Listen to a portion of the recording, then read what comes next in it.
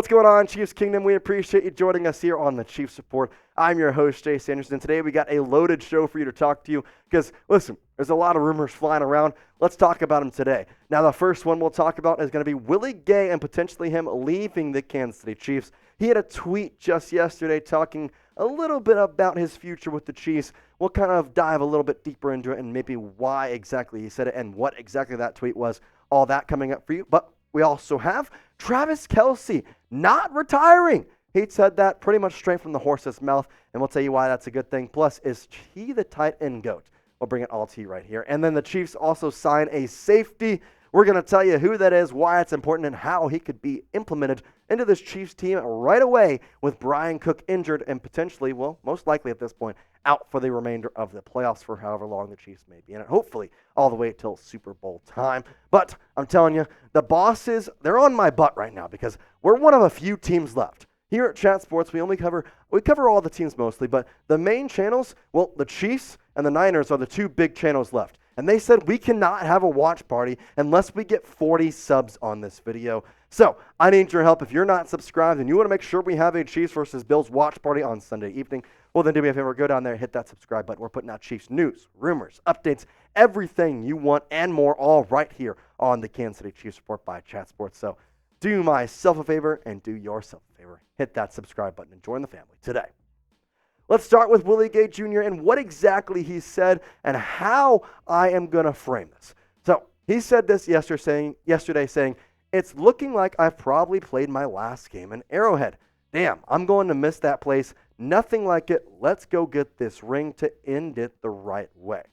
Now, if you don't know what he was talking about, this was around the time the Bills were pretty much handling the Steelers until it became a game a little bit later. But overall, the Bills were in control. And he kind of talked about how it was a potential that the Chiefs may not come back. Now, there is still a possibility if the Texans take out the Ravens and the Chiefs beat the Bills that the Arrowhead Invitational and the AFC Championship will be held in Arrowhead Stadium.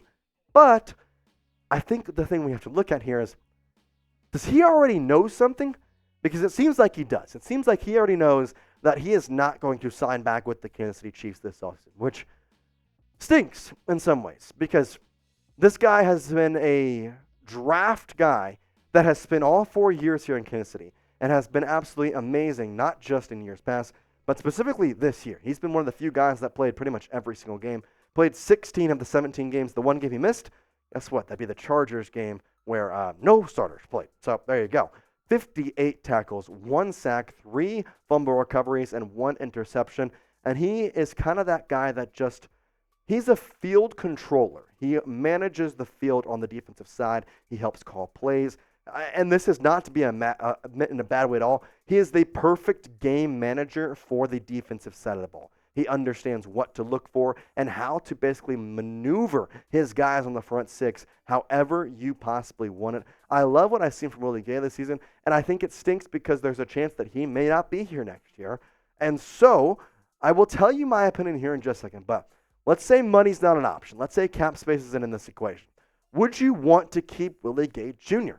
If you would, type Y for yes. If you would not like to keep him, then type in for no. And if you know about some contract stuff and you think there's no way we're going to keep him, you can also type in for no. So Y for yes to keep him, in for no to not keep Willie Gay Jr. A big reason why I don't know if he'll be back is this linebacker room. You have Willie Gay Jr., and then you have Nick Bolton and Drue Tranquill. Drue Tranquill is also going to be a free agent, but he will be much cheaper than Willie Gay, given he signed just the 1-year deal. You also have Leo Chenal, who filled in really well when Nick Bolton got injured, as Drue Tranquill shifted to that middle linebacker slot, and Leo Chenal shifted into a starting position. Jack Cochran has also been praised by the Chiefs coaching staff. And then this linebacker room as a whole, Cam Jones, a young guy that could also fit in. I think Willie Gay just unfortunately doesn't exactly fit into the linebacker room next year in terms of priorities. Do you want him 100%? But if you go to priorities, I don't think he's going to fit in the cap space. Now, I know what you're asking. Well, Jace, the defense is so good, we got to keep everybody together. And while I do agree, the cap space is just not there. There is a lot of players on the defensive side of the ball that are going to be in line for contracts. Not to mention, you have George Karlaftis from Purdue.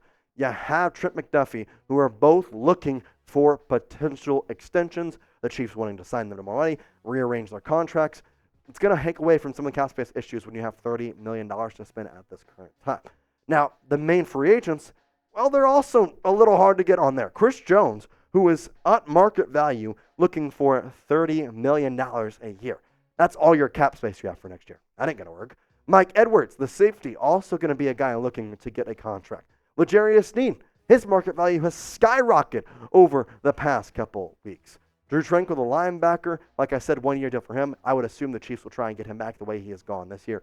Mike Danna, who his market value is also skyrocketed, and Derrick Nnadi, both guys on the defensive line looking to get a bunch of money coming up this offseason. And Brett Veach is going to have to allocate the money in the right ways to all these guys and who he thinks is the most important.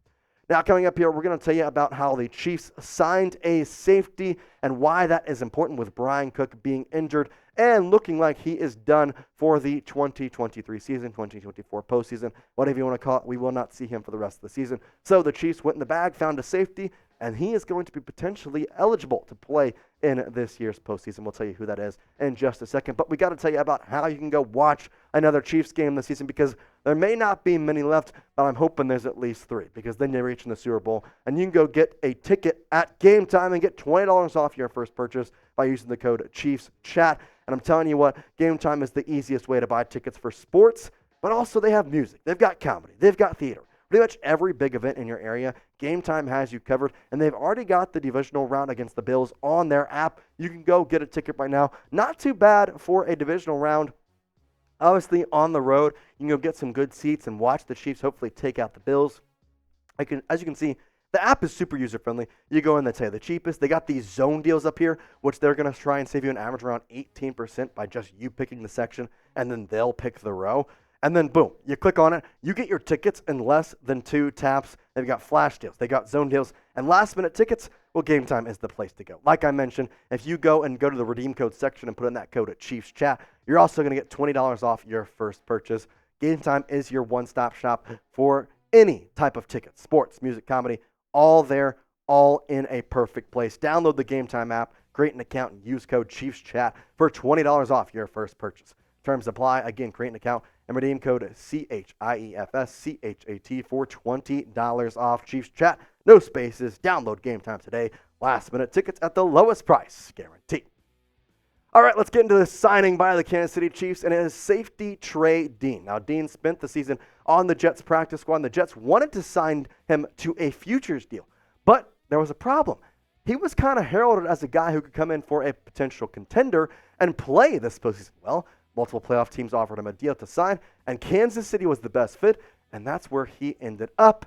And not only that, he is eligible and is expected to play in the postseason.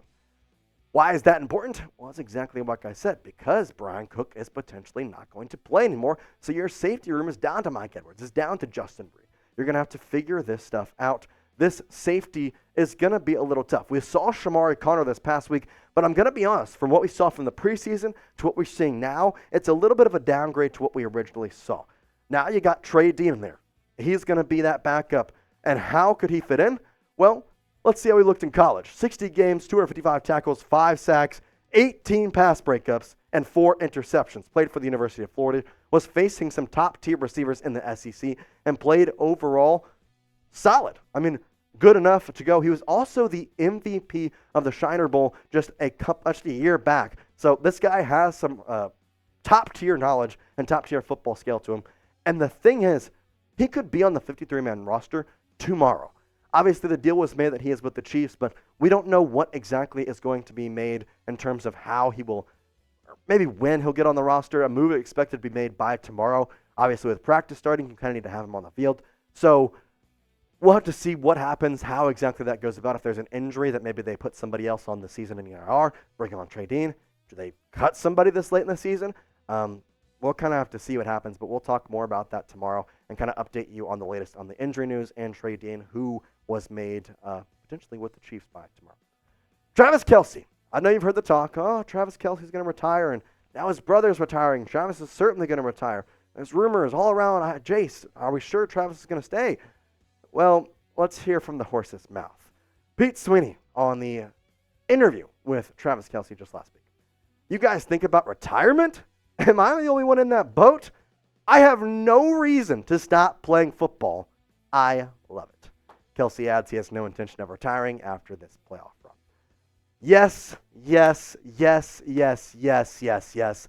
Kelce is here to stay, and I love that because I don't want to see him go. I don't want to see one of the best tight ends in history, maybe the GOAT tight end in all of NFL history, go away. And he has been absolutely impressive.